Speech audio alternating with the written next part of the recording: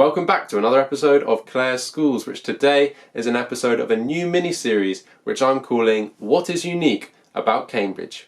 Now, it's very difficult not to have some preconceived ideas about Cambridge. It's almost a part of our national consciousness, so we probably know that it's very old, it's very prestigious, it's one of the best universities in the country. It also has sporting events against Oxford, which seem to be on the TV sometimes, and that seems to be quite unique as well. Now, of course, it may well be that its age, its prestige, its history, and those kinds of events are big factors for you when you come to think about whether to apply here. But for a lot of people, those things are not particularly relevant when they're coming to think about whether to apply to Cambridge.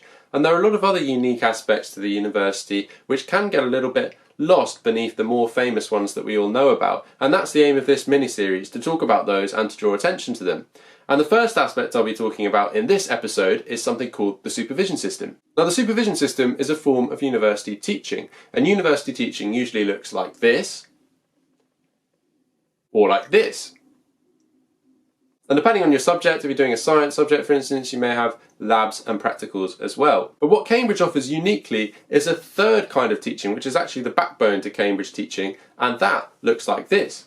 So you'll notice that we've gone from a very big group of people through a medium-sized group of people to a very small group of people. Sometimes as small as just one person in a group, usually the average is kind of 2 or 3. So suddenly the amount of individual interaction that I get with my supervisor, the academic who's teaching me, is massively increased. So how does a supervision work? Well, usually the day before I will hand in an essay, if I'm doing a humanities subject, or I'll hand in a problem sheet, answers to a problem sheet I've been working on over the week if I'm doing a science subject. The supervisor will have read this and they will come to the supervision ready to talk about my work, to say what worked about it, what didn't work, to challenge me, to ask me questions about it, to recommend new things that I can be reading and getting on with, which will help me improve. So thanks for your essay. You wrote on page 3 that you thought that literature was a means by which to analyse culture.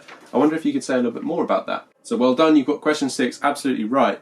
But I did think that your method was a little bit slow. I wonder if I can teach you a quicker one. Now, supervision is many things. I'm getting from this process a reading list which has been tailored just for me every week by an expert in the field that I'm currently studying. I am getting extended conversations with someone who is working right at the forefront of current research in a particular area. I'm constantly being helped to do things better, to do things quicker, to think differently. I'm being challenged. And all of this is squeezed into an 8-week period. It's a very intense period, and I'll talk about that in another video, something else that makes Cambridge unique, the very short terms. But I'm constantly being supervised, I'm constantly handing in work, and that is really challenging me to improve in a way that other forms of teaching, I think, just don't quite challenge you to improve in the same way. Now, of course, this system of teaching by discussion is not necessarily for everyone, and that's one of the reasons we have the interview, to see how you would perform and react in and to that situation. Now, you may be thinking, this looks quite inefficient. If I'm an academic and I can teach 100 people in a lecture, if I can teach 20 people in a seminar, why would I teach a small group, just one person, just 2 people?